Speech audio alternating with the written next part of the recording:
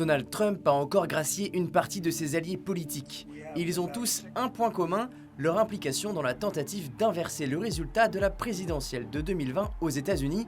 Mais alors, qui sont-ils ? Dimanche, le haut fonctionnaire chargé d'organiser les grâces aux États-Unis, Ed Martin, a publié cette liste sur son compte X.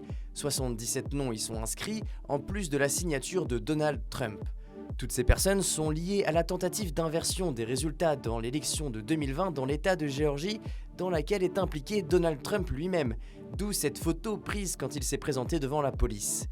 Alors, parmi les 77 graciés, il y a l'ex-avocat du président américain et ancien maire de New York, Rudolph Giuliani. Ce fervent défenseur de Donald Trump a toujours dénigré les démocrates et Joe Biden.